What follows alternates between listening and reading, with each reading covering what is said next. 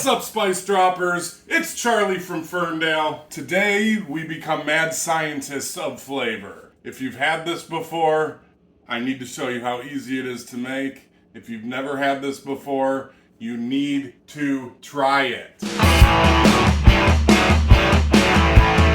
Alright, obviously we have the corn first. I like to shuck mine and grill it. Some people grill it with the husk still on. You can boil it. Generally with this street corn or elote, it is made in the street, so it would be grilled. But you do you, whatever is easiest for you, whatever you like most. I am going to end up cutting these in half, but they're way too hot to touch right now, so I'm going to put them on the side, cover them with some tin foil while we prep everything else. And now we come to the star of the show, the Flaming Hot Cheetos. This is not a paid promotion. I generally don't even eat Flaming Hot Cheetos because they're too hot for me, but they're so good on this street corn. So I'm going to take these. You can smash them up in the bag if you want, but I like to use a food processor, so I'm going to dump them in there and make it take a lot less time. You can use regular Cheetos. I mean, honestly, you can use probably any potato chip or anything out there. I think dill would be good. I think salt and vinegar would be good. But I just love that color of the Flaming Hot Cheetos. I think it's so pretty, and it looks so good on the corn.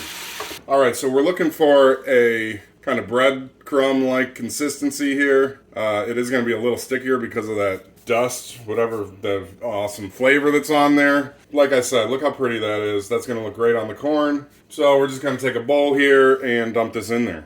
And next we got this cotija cheese. I'm going to take half of that block, so we got 4 ounces here. Throw that in here again. And again, this is something you could sit there and chop and chop and chop. But I like to use this food processor. And again, we got a pretty fine kind of breadcrumb-like consistency there. Dump this in the bowl. And now that we got that all in the bowl, we're just going to mix it. We're honestly almost done.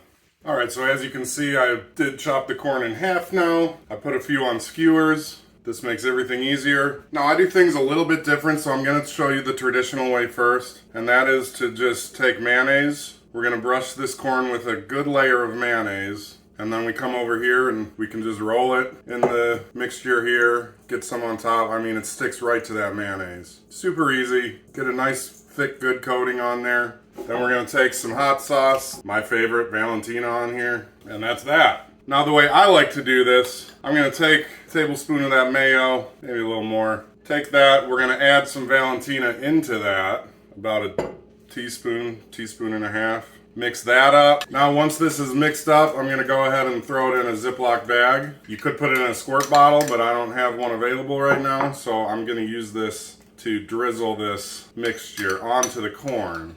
So next, instead of mayonnaise here, I'm going to take some butter and we're going to coat that. So we're going to take a dry hand and just sprinkle a little bit over so it's not completely covering the corn. Again, I don't know if I said earlier, but Flaming Hot is a little hot for me. So now that we got a few of these laid out, I'm going to go ahead and just snip the little corner of that and then just drizzle some of this over the top. And that's my version.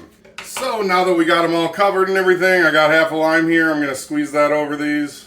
And I have some fresh cilantro picked right out of my garden today. Just sprinkle a little of that on there. And that, Spice Droppers, was so easy to make and it looks so good. Let's try this. Spice Droppers! I think we did it again. I don't know which one to try first. I'm going to try the traditional. That's so good. And the Flaming Hot mixed with the cheese kind of cools it down a bit too, so that's cool. Try mine. Mine has like that buttery flavor. I mean, they're both good. This is a little lighter flavor, obviously. There's less flavor on it, but you still get that heat. Get the butter through there. If I wasn't filming, this probably would have taken about 20 minutes to make. So this is a keeper. Boom, baby! We really did it again, Spice Droppers. Peace and love. I love you.